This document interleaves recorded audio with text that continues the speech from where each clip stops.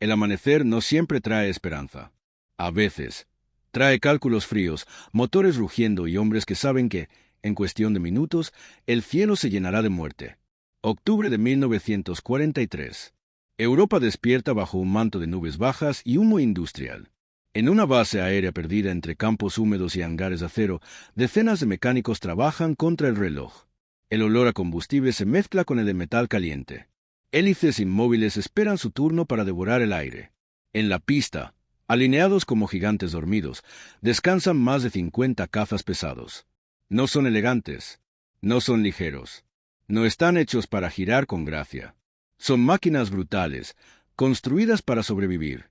Entre ellos camina un hombre joven para la responsabilidad que carga. Apenas supera los 30 años, pero su mirada pertenece a alguien mucho más viejo. Ha visto arder aviones. Ha contado segundos que separan la vida de la muerte. Ha enterrado amigos. Y hoy, una vez más, debe decidir cómo se pelea una guerra que parece estar perdiéndose en el aire. Los informes son claros. Demasiado claros. El enemigo espera. Los cazas alemanes superan en número los escoltas. Son más ágiles. Giran más rápido. Suben mejor. Las matemáticas tradicionales no favorecen a los hombres que hoy se abrochan los arneses. Durante meses, los bombarderos han volado hacia el corazón industrial del Reich como rebaños indefensos. Cada incursión cuesta vidas. Cada formación rota deja una estela de fuego descendiendo hacia Europa ocupada. Las tripulaciones saben que, cuando los cazas enemigos atacan, los escoltas estadounidenses no siempre pueden seguirlos. En los bares oficiales se murmura una sentencia silenciosa. Ese avión no sirve para este tipo de guerra. Demasiado grande. Demasiado pesado. Demasiado lento en el giro. Algunos generales ya han tomado decisiones. Nuevos cazas llegarán pronto. Más ligeros. Más rápidos. Con mayor alcance. El futuro parece escrito. Y estos colosos de metal parecen condenados a convertirse en una nota al pie de página. Pero este comandante no cree en las notas al pie. Cree en la física. Mientras otros piensan en maniobras cerradas y combates clásicos, él piensa en números invisibles, altitud, energía, velocidad terminal. Donde otros ven una desventaja, él ve una reserva oculta. Donde otros insisten en girar, él mira hacia abajo y sonríe. Porque hay una verdad que el enemigo aún no comprende. Este avión no nació para bailar. Nació para caer como un martillo desde el cielo. Hoy, la misión no será escoltar pegados a los bombarderos. Hoy no habrá círculos ni persecuciones inútiles. Hoy, la batalla se librará en vertical. Muy por encima de las formaciones, donde el aire es delgado y el frío corta la respiración, estos cazas esperarán como depredadores pacientes. Y cuando llegue el momento, transformarán altura en velocidad, peso en fuerza y segundos en destrucción. Si el plan falla, los bombarderos arderán. Si el plan falla, este avión será retirado. Si el plan falla, la guerra aérea sobre Europa podría perderse para siempre. Pero si funciona, si los cálculos son correctos, si el cielo obedece a las leyes que este hombre ha estudiado obsesivamente, entonces, en cuestión de minutos, el equilibrio de poder en el aire cambiará para siempre. Esta es la historia de cómo un avión condenado se negó a morir. La historia de hombres que dejaron de pelear como el enemigo esperaba, y empezaron a pelear como el cielo permitía. El reloj avanza, los motores arrancan, y en lo alto, muy por encima de todos, el destino espera. Aquí comienza la misión. La sala de briefing está en silencio. No es un silencio cómodo. Es denso, pesado, de esos que se forman cuando todos saben algo, pero nadie quiere decirlo en voz alta. Un mapa enorme cubre la pared frontal. Líneas rojas avanzan desde la costa inglesa hasta el interior del continente. Nombres industriales marcados con chinches, acerías, fábricas de motores, complejos ferroviarios. Objetivos que mantienen viva una maquinaria de guerra que no deja de crecer. Los pilotos observan sin hablar. Algunos mascullan chicle. Otros miran fijamente el suelo. Todos conocen el recorrido. Todos conocen el final probable. El comandante señala el mapa con una vara metálica. Altitudes, horarios, velocidades. Todo parece rutinario, hasta que no lo es. Los bombarderos volarán a más de 6.000 metros, dice. Nuestro trabajo es mantenerlos vivos. Nadie responde, porque todos saben lo que eso significa. Durante meses, esa frase se ha repetido una y otra vez, y aún así los resultados no cambian. Los bombarderos llegan, pero no todos regresan. Cada misión deja huecos en las formaciones. Cada hueco tiene nombres. Fotos en taquillas. Camas vacías. El problema no es el valor. Nadie duda del coraje de los pilotos. El problema es la realidad del combate. En el aire, el enemigo elige cuándo y cómo luchar. Sus cazas aparecen desde arriba, atraviesan las formaciones a gran velocidad y desaparecen antes de que los escoltas puedan reaccionar. No buscan duelos largos. No giran innecesariamente. Golpean y se van. Y cuando los escoltas intentan seguirlos, el cielo dicta sentencia. Los cazas estadounidenses son resistentes. Sí, pueden recibir impactos y seguir volando. Pueden traer a casa pilotos que deberían estar muertos. Pero no pueden hacer lo que la doctrina clásica exige. No pueden girar más rápido. No pueden trepar mejor. No pueden forzar al enemigo a quedarse. Los alemanes lo saben. Y lo explotan sin piedad. En cada intercepción, repiten el mismo patrón. Provocar el giro, romper el ritmo, obligar al combate horizontal. Ahí, la física favorece al más ligero, al más ágil, al que necesita menos segundos para completar un círculo mortal. 6 segundos. Eso es lo que separa a ambos aviones en un giro completo. 6 segundos que, en combate real, significan fuego en la cola o una tumba sin nombre. Los informes de inteligencia se acumulan. Las cifras son frías, impersonales, imposibles de ignorar. Aviones perdidos, pilotos muertos, otros capturados, marchando hacia campos de prisioneros de los que no todos regresarán. En los niveles más altos del mando, la conversación ha cambiado. Ya no se pregunta cómo mejorar. Se pregunta qué reemplazar. Hay nuevos cazas en camino. Prototipos prometedores. Más rápidos, más estilizados, diseñados para el combate que todos entienden. Para girar. Para perseguir. Para dogfight. El avión pesado que hoy ocupa la pista parece un error de cálculo. Una idea equivocada llevada demasiado lejos. Pero el comandante que observa el mapa no comparte esa conclusión. Mientras otros ven un caza que no puede hacer lo que se espera de él ve otra cosa, un avión que nunca debió intentarlo. Porque el error no está en el metal, está en la forma de pelear. Y mientras el briefing termina y los pilotos se levantan, ajustándose chaquetas y cascos, una idea comienza a tomar forma. No es nueva, pero sí radical. Tan simple que resulta incómoda. Si el enemigo gana cuando giramos, entonces no volveremos a girar. Si el enemigo domina el combate horizontal, entonces la guerra se librará en vertical. Y si el cielo castiga a los lentos, entonces convertiremos la altura en velocidad y la velocidad en supervivencia. Todavía nadie lo sabe. Pero en ese instante, en esa sala silenciosa, la guerra aérea está a punto de cambiar. Antes de despegar, recuerda esto. Lo que estás a punto de escuchar no es una historia cualquiera. Es el momento exacto en que el cielo dejó de obedecer a los de siempre. Ajusta el rumbo, porque cuando empiece, ya no habrá vuelta atrás. El cambio no comienza en el cielo. Comienza en una pizarra manchada de tiza, dentro de un hangar frío, con pilotos cansados sentados en bancos de madera. El comandante no habla de heroísmo. No menciona victorias ni gloria. Habla de energía. Dibuja una línea vertical. Marca números. Altitud. Velocidad. Masa. Luego dibuja un avión enemigo girando en círculos perfectos. Aquí es donde morimos, dice, golpeando el giro con la tiza. Algunos pilotos asienten en silencio. Otros fruncen el ceño. Llevan meses entrenando para ese combate. Les han enseñado que un caza se prueba en el giro, en la cercanía, en la habilidad pura del piloto. Lo que están escuchando suena a traición doctrinal. Este avión, continúa, no fue diseñado para ganar ahí. Y cuanto antes lo aceptemos, antes dejaremos de perder hombres. Las palabras flotan incómodas en el aire. El plan que presenta va contra todo lo aprendido, nada de escolta pegada. Nada de seguir al enemigo cuando rompe. Nada de combates prolongados. En lugar de eso, altura absoluta, muy por encima de los bombarderos, donde el enemigo no mira, donde cada metro se convierte en una reserva invisible de poder. Allí, el peso deja de ser una desventaja y se transforma en un arma.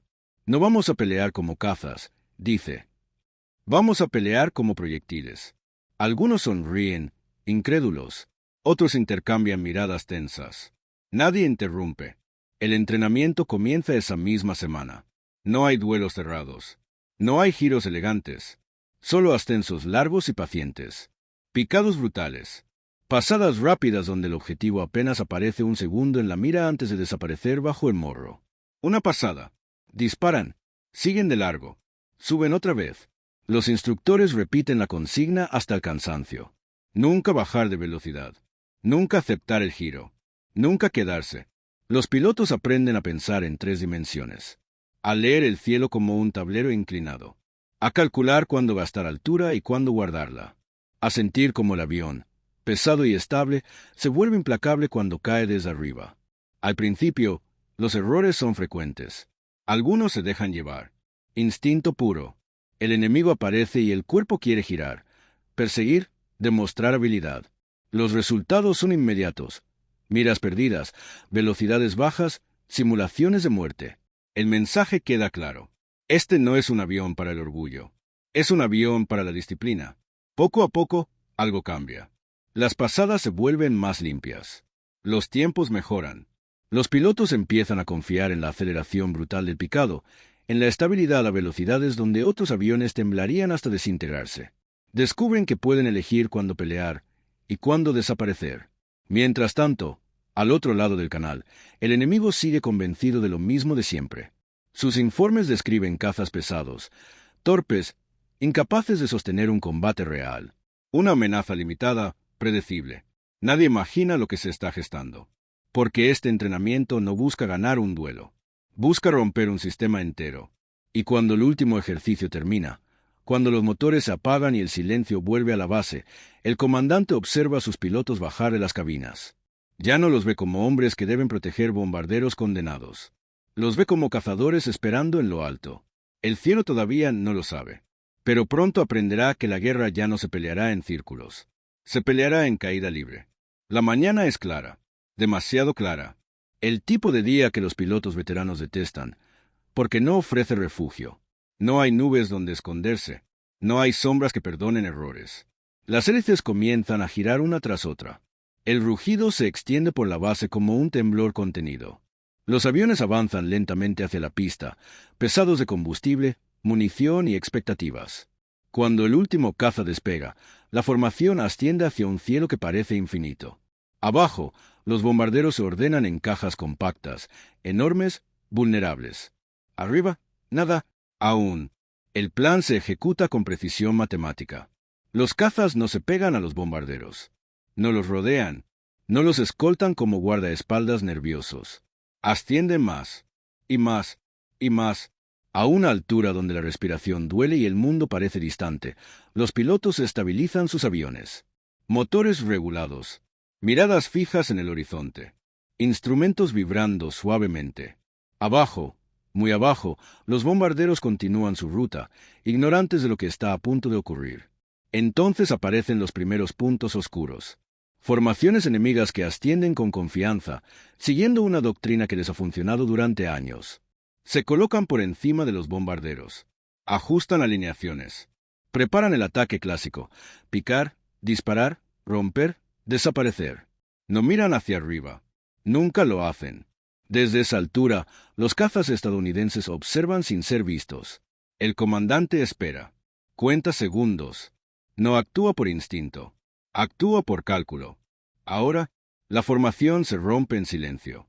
50 aviones inclinan el morro casi al mismo tiempo.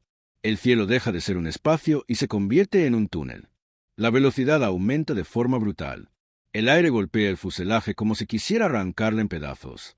Las agujas superan límites que antes solo existían en pruebas. Los aviones no vibran.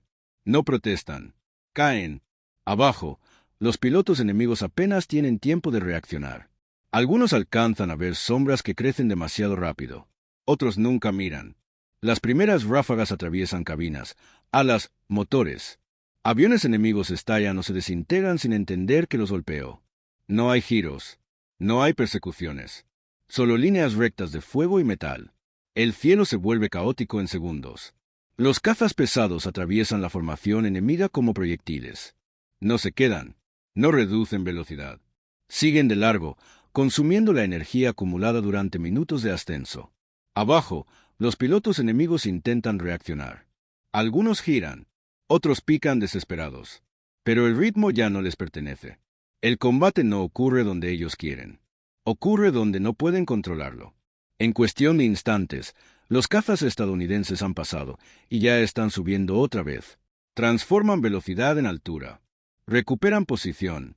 Se reorganizan. El enemigo intenta reagruparse. No lo logra. Antes de que puedan estabilizarse, el ataque se repite. Otra caída. Otra pasada. Otra serie de explosiones silenciosas a gran velocidad. No hay duelo. No hay desafío. Solo sorpresa, confusión y una sensación nueva y aterradora. No pueden escapar. Desde los bombarderos, las tripulaciones observan incrédulas. Por primera vez, los ataques enemigos se rompen antes de llegar. Por primera vez, el cielo sobre ellos se limpia en lugar de cerrarse. En lo alto, el comandante evalúa rápidamente. No persigue a los supervivientes. No busca gloria. La misión no es destruirlos por completo. La misión es negarles el acceso. Y cuando los últimos cazas enemigos se retiran, el cielo queda vacío, silencioso, extrañamente seguro. Los bombarderos continúan su ruta. Íntegros. Aún no hay celebraciones. Nadie canta victoria. Porque todos saben que esto ha sido solo un primer contacto. Pero también saben algo más. El enemigo acaba de descubrir, demasiado tarde, que ha estado mirando en la dirección equivocada. Y la próxima vez, el golpe caerá todavía más fuerte. El regreso a la base no tiene música. No hay vítores. No hay celebraciones improvisadas. Los cazas aterrizan uno a uno, con marcas nuevas en el fuselaje y olor a pólvora aún caliente. Los pilotos descienden de las cabinas en silencio, agotados, intentando procesar lo que acaba de suceder. Porque lo que ocurrió allá arriba no encaja con todo lo que conocían. En la sala de debriefing, los mapas vuelven a desplegarse. Esta vez, los oficiales de inteligencia están presentes desde el primer minuto. Anotan cada palabra. Piden horas, rumbos, altitudes exactas. No buscan épica. Buscan coherencia. ¿Cuántos contactos? ¿A qué velocidad entraron? ¿Cuántas pasadas realizó cada sección? Las respuestas se repiten con una precisión inquietante. Una pasada. Disparo. Salida. Ascenso. Otra pasada. Los informes preliminares llegan rápido. Demasiado rápido para ser ignorados. Los bombarderos no reportan pérdidas por cazas enemigos. Las formaciones regresaron intactas, algo prácticamente inédito en misiones de esa profundidad. Los operadores de radar confirman trayectorias. Las cámaras de tiro empiezan a revelar la verdad fotograma a fotograma. Aviones enemigos atravesados por fuego velocidades imposibles. Pilotos que jamás tuvieron oportunidad de reaccionar. Combates que duraron segundos, no minutos. Las cifras se revisan una y otra vez. No hubo pérdidas propias. No hubo aviones abandonados. No hubo pilotos desaparecidos. Los oficiales intercambian miradas incómodas. Esto no se suponía que fuera posible. En otra parte, mucho más lejos, la reacción es muy distinta. Los pilotos enemigos regresan desordenados, algunos con aviones dañados, otros con los ojos aún abiertos de par en par. En sus debriefings no hablan de maniobras brillantes ni de combates cerrados. Hablan de ataques desde arriba, de velocidades que no podían seguir, de cazas pesados que no giraban y aún así dominaban el combate. Los informes empiezan a coincidir en una palabra nueva, inquietante, vertical. Los mandos enemigos revisan doctrinas que no han cambiado en años. Ellos siempre habían dictado las reglas de combate aéreo. Siempre habían decidido cuándo atacar y cuándo romper. Por primera vez, alguien más lo hizo mejor. En la base aliada, el comandante observa los resultados con frialdad. No sonríe. No se relaja, porque sabe que una misión no cambia una guerra. Pero también sabe que las matemáticas no mienten. El avión no se volvió más ligero. No giró mejor. No se transformó mágicamente. Lo único que cambió fue cómo se usó. La conclusión es clara, aunque aún nadie se atreva a decirla en voz alta. No necesitan un avión nuevo.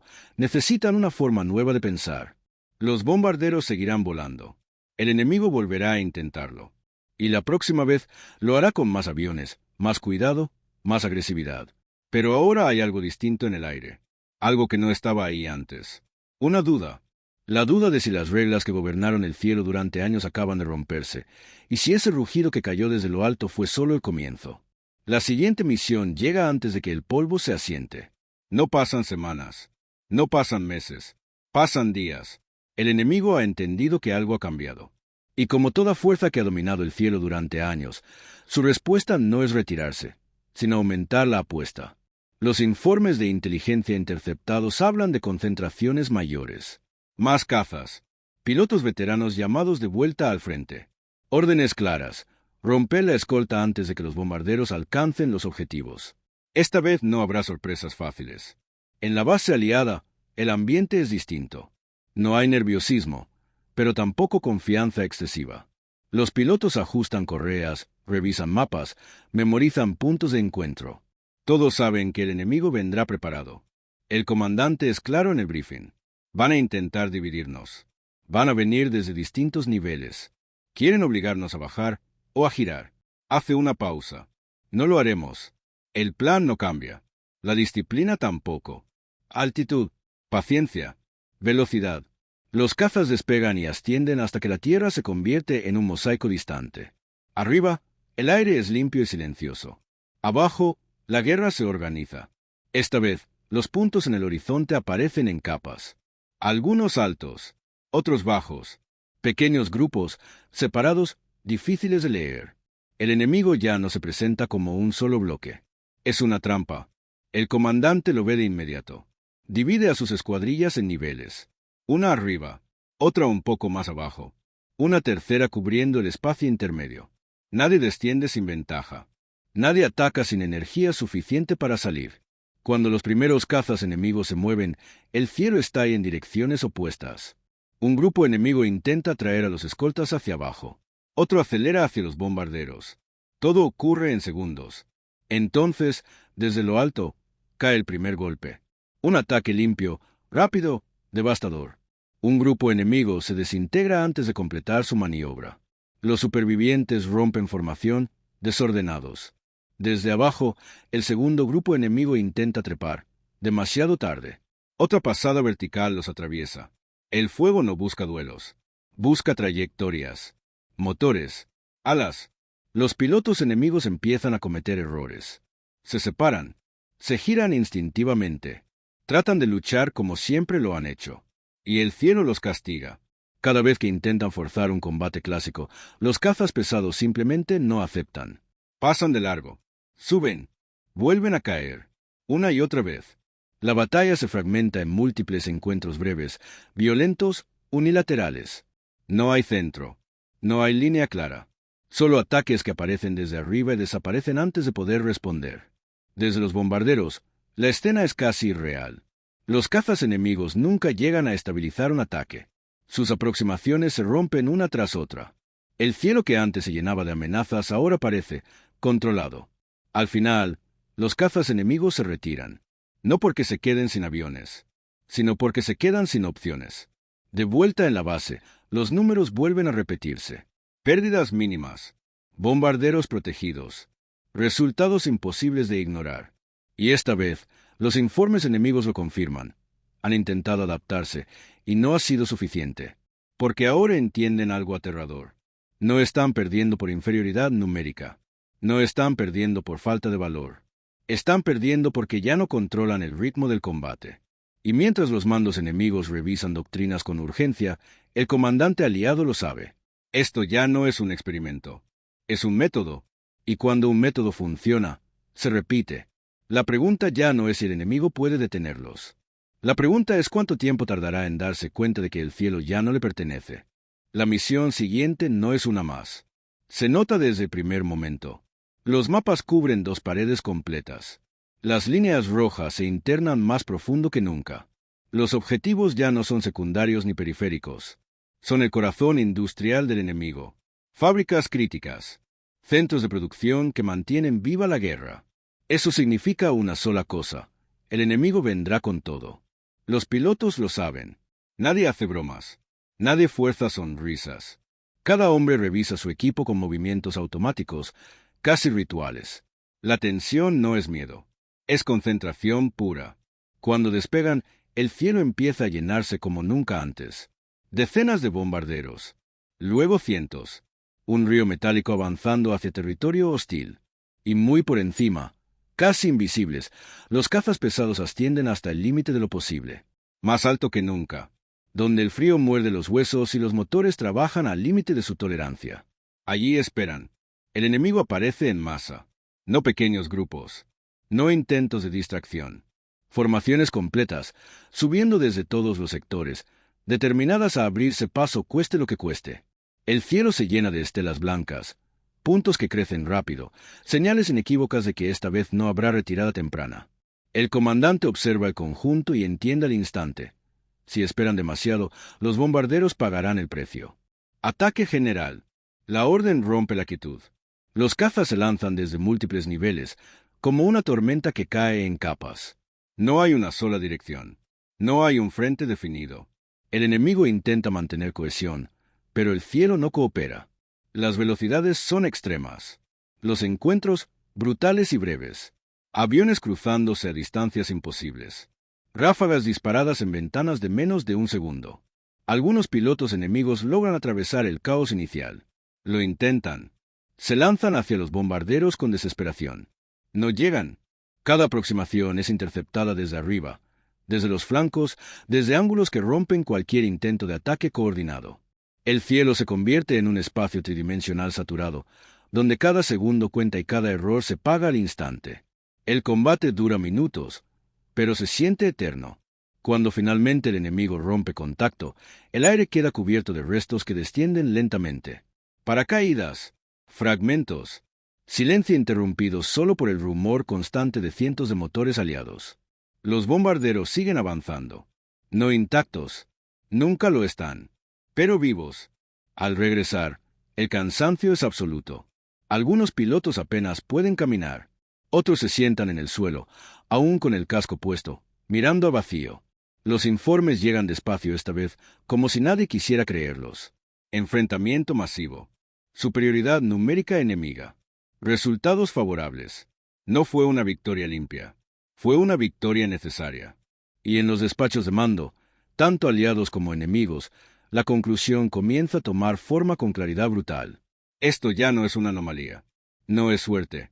No es un comandante brillante aislado. Es un cambio estructural en la forma de pelear.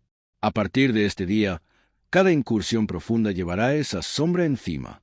La sombra de cazas que no giran, que no persiguen, que no juegan al duelo.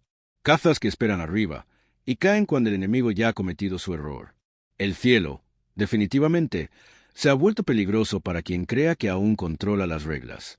Mientras el enemigo aún cree entender las reglas del combate, algo se está moviendo muy por encima de su vista. Lo que viene no es una batalla más, es el momento en que el cielo empieza a decidir quién volverá a casa y quién no. Quédate, porque lo que ocurre a continuación cambia la guerra para siempre. El impacto no se siente primero en el aire, se siente en las salas de mando. Muy lejos del frente, en edificios grises llenos de mapas y teléfonos, los oficiales enemigos revisan informes que no encajan entre sí, hasta que empiezan a hacerlo. Altitudes anormalmente altas. Ataques descendentes imposibles de seguir. Formaciones que desaparecen antes de poder combatir. Los pilotos ya no hablan de mala suerte. Hablan de algo nuevo. Algo que no pueden forzar a su terreno. Por primera vez en años, los controladores dudan antes de ordenar un intercepto. Porque ahora saben lo que puede ocurrir cuando los puntos en el radar están por encima, no al mismo nivel.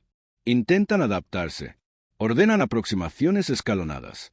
Ataques desde múltiples direcciones. Pequeños grupos, rápidos, difíciles de detectar. El objetivo es claro: romper la ventaja de altura, obligar a los escoltas a dividirse, arrastrarlos hacia abajo. Pero el cielo ya no responde como antes. En cada misión, los cazas aliados llegan más disciplinados. No persiguen señuelos. No caen en trampas. Mantienen capas verticales, cubriéndose unos a otros, esperando el error. Y el error siempre llega. Un grupo enemigo sube demasiado pronto. Otro baja demasiado tarde. Uno gira por reflejo. Eso es suficiente. Desde arriba, el ataque cae con precisión quirúrgica. No hay furia. No hay prisa. Solo cálculo. El enemigo empieza a sentir algo desconocido. Anticipación del golpe. Ya no buscan al caza pesado. Intentan evitarlo. Los informes enemigos comienzan a reflejarlo con claridad inquietante. Frases repetidas, escritas por manos distintas. Ataque desde gran altitud. Imposible seguir en picado. El enemigo controla la iniciativa. Mientras tanto, en las bases aliadas, algo cambia en el ambiente. No hay arrogancia. Hay confianza silenciosa. Los pilotos ya no se preguntan si podrán proteger a los bombarderos, sino cómo lo harán ese día. Los nuevos reemplazos aprenden rápido. Se les enseña una sola regla fundamental. La altura es vida. No se trata de valentía individual. Se trata de coherencia colectiva. Cada piloto entiende que no vuela solo, que su disciplina protege a todos. En el aire, los bombarderos empiezan a llegar más lejos. Objetivos que antes eran imposibles ahora entran en los planes diarios. La profundidad de las incursiones aumenta. El enemigo lo nota en sus fábricas, en sus trenes, en sus cifras de producción. Y lo más alarmante para ellos no es la pérdida de aviones. Es la pérdida de confianza. Pilotos que antes buscaban el combate ahora dudan.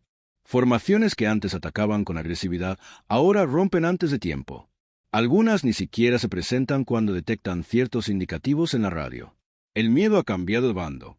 El comandante lo entiende con claridad fría. Esto es una ventana. No durará para siempre. El enemigo seguirá adaptándose. Traerá nuevas tácticas, nuevos aviones, nuevas respuestas. Pero por ahora, el cielo pertenece a quien decide cuándo pelear. Y mientras los cazas pesados ascienden una vez más, perdiéndose en el azul profundo, una verdad se vuelve inevitable. La guerra aérea ya no se decide por quien gira mejor, sino por quien piensa mejor. Y aún queda un último escenario por conquistar. Uno que todos creían inalcanzable. Durante meses, hubo una línea que nadie se atrevió a cruzar. No estaba dibujada en los mapas con tinta roja, pero todos la conocían. Más allá de cierta distancia, los bombarderos volaban solos. Era ahí donde el enemigo esperaba con paciencia. Donde los cazas sin escolta eran cazados uno por uno. Donde las pérdidas se volvían inevitables y las misiones casi suicidas. Ese límite tenía un nombre que se decía en voz baja: el corazón del Raids.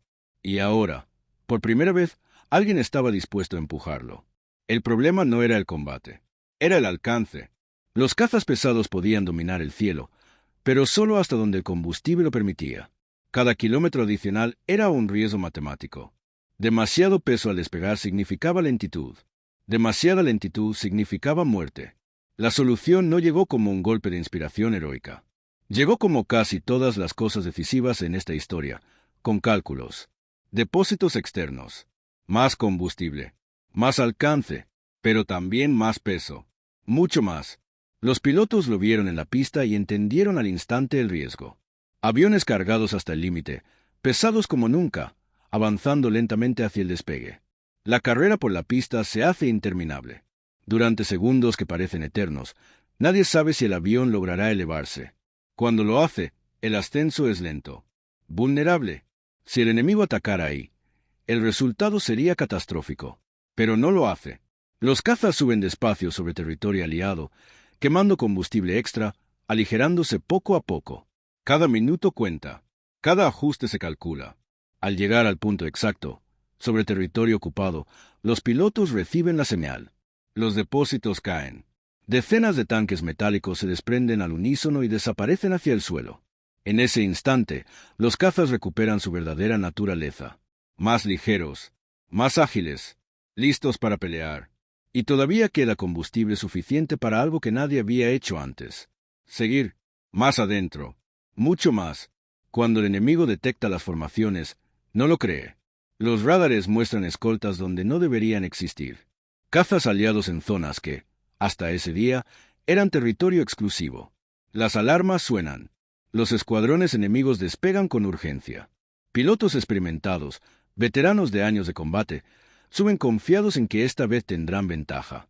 No la tienen. Desde alturas extremas, los cazas aliados repiten el patrón que ya se ha convertido en pesadilla. Picados brutales. Ataques limpios. Salidas inmediatas. El combate estalla sobre ciudades, fábricas y ríos que jamás habían visto protección aérea aliada. Por primera vez, los bombarderos no están solos en el lugar donde más duele. Las defensas terrestres disparan sin descanso. El cielo se llena de explosiones negras. Algunos bombarderos caen. Siempre caen, pero no por cazas. Los interceptores enemigos no logran organizar ataques sostenidos. Cada intento es interrumpido desde arriba. Cada formación pierde cohesión antes de alcanzar posición. Cuando las bombas caen, lo hacen bajo una cúpula de protección que nunca antes existió. Y cuando las formaciones se dan la vuelta, todavía hay escoltas con ellas. Al regresar, El silencio es distinto. No es agotamiento puro. Es asombro. Lo imposible acaba de ocurrir. Los oficiales de mando no necesitan largos informes para entenderlo. Si los cazas pueden llegar hasta allí, entonces ningún objetivo está fuera de alcance. El límite ha desaparecido. Y con él, desaparece también la última ilusión del enemigo, la de un santuario intocable en el cielo. Lo que comenzó como una solución desesperada para un avión mal comprendido, se ha convertido en la llave para dominar el aire en toda Europa. Solo queda una pregunta. ¿Podrá el enemigo resistir lo que viene, ahora que ya no existe ningún lugar donde esconderse? No hay un instante exacto en el que una guerra se decide. No hay un disparo final que anuncie el final de una era. Lo que hay es algo más silencioso, un patrón que deja de repetirse. Las semanas pasan, luego los meses, y algo se vuelve evidente incluso para quienes no quieren aceptarlo. Los bombarderos ya no regresan mutilados. Las formaciones ya no se rompen con la misma facilidad. Las misiones profundas dejan de ser excepcionales y se vuelven rutina. El enemigo sigue despegando, sigue luchando, sigue perdiendo hombres, pero ahora lo hace a la defensiva. Los pilotos enemigos ya no buscan el combate. Lo evitan cuando pueden. Informan de presencias en lo alto y reciben órdenes que antes habrían sido impensables. Romper, dispersarse, retirarse. El cielo, durante años dominado por quienes imponían las reglas, ahora pertenece a quienes esperan con paciencia. En las bases aliadas, los cazas regresan cubiertos de hollín, impactos y desgaste. No parecen máquinas invencibles. Parecen herramientas usadas hasta el límite. Y eso es exactamente lo que son. Nadie habla de milagros. Nadie habla de suerte. Se habla de disciplina, de números, de entender el avión que se tiene, y no el que se desea. El comandante observa a sus hombres con la misma expresión de siempre. Sabe que la guerra no ha terminado. Sabe que vendrán nuevas batallas, nuevos cielos, nuevos sacrificios. Pero también sabe algo más profundo. Sabe que el enemigo ha perdido algo que no se puede reemplazar fácilmente, la iniciativa. Ya no decide cuándo atacar. Ya no controla el ritmo. Ya no dicta las condiciones. Cada misión futura se construirá sobre esta base invisible: altura, velocidad, elección. Años después, otros aviones volarán más rápido, más alto, con armas más letales. Pero los principios seguirán siendo los mismos. Porque el cielo no cambia. Solo castiga a quienes no lo comprenden.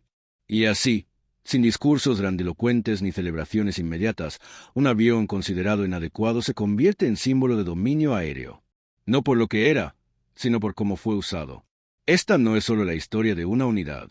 Es la historia de una idea que sobrevivió a la duda, a la crítica y al miedo. La idea de que no siempre gana quien tiene el arma más elegante. Gana quien entiende las reglas invisibles y se atreve a pelear donde el enemigo no sabe mirar. El cielo europeo nunca volvió a ser el mismo. Y aunque los motores se apagaron hace décadas, la lección sigue allí arriba, suspendida en el aire. No intentes ganar la guerra que esperan de ti. Gana la que solo tú entiendes.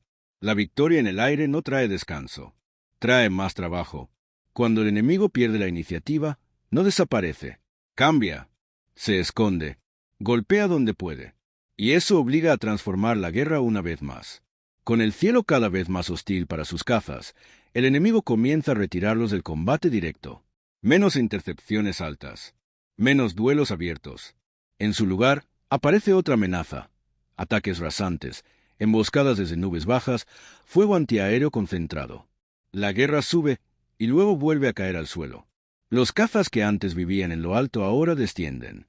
No para girar con otros aviones, sino para arrastrar la guerra hasta donde duele. Carreteras, trenes, columnas de combustible, aeródromos improvisados. El avión pesado, diseñado para resistir, demuestra otra faceta. Impactos que derribarían a otros cazas apenas lo ralentizan. El fuselaje aguanta. El motor sigue empujando. Y las armas, ahora apuntando hacia abajo, hacen su trabajo con una eficiencia devastadora. Convoys enteros se detienen en segundos.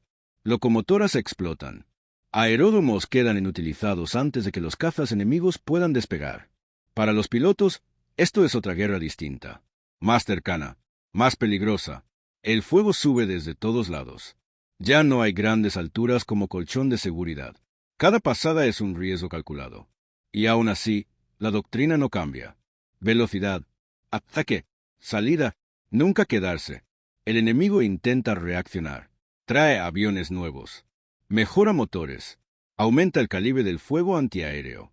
Pero hay algo que ya no puede recuperar. El tiempo. Cada tren destruido retrasa refuerzos. Cada depósito en llamas reduce opciones. Cada aeródromo inutilizado es un cielo más vacío mañana. Los informes aliados empiezan a mostrar una tendencia clara. Menos oposición aérea.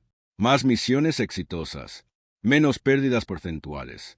No porque la guerra sea más fácil, sino porque está siendo asfixiada desde arriba y desde abajo al mismo tiempo. En las noches, cuando los pilotos regresan y se sientan en silencio a limpiar equipos, entienden algo que no siempre se dice en voz alta. Ya no están reaccionando al enemigo. El enemigo está reaccionando a ellos. Y eso significa que el equilibrio se ha roto de forma definitiva. Pero dominar el cielo tiene un costo. El desgaste es constante. Las caras se vuelven más delgadas. Los nombres tachados en las listas aumentan. La guerra sigue cobrando su precio, incluso cuando se gana. Aún así, cada despegue tiene un sentido claro. No es solo proteger bombarderos. No es solo destruir objetivos.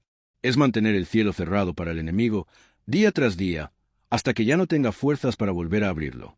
Y mientras Europa se prepara para el siguiente gran golpe en tierra, una certeza se impone. Nada de lo que viene sería posible si el cielo no hubiera sido conquistado primero. La guerra entra en su fase final. Y quienes aprendieron a pelear en vertical están a punto de decidir el destino de todo un continente. Hay un momento extraño en toda guerra ganada desde el aire. Un instante en el que el cielo está demasiado tranquilo. No es paz, es preparación. Las misiones continúan, pero algo ha cambiado en su naturaleza. Ya no son incursiones desesperadas para sobrevivir. Son operaciones metódicas, repetitivas, casi industriales. Patrullas constantes. Barridos sistemáticos. Ataques preventivos. El objetivo ya no es solo vencer al enemigo cuando aparece. Es impedir que aparezca. Los cazas despegan al amanecer y regresan al anochecer.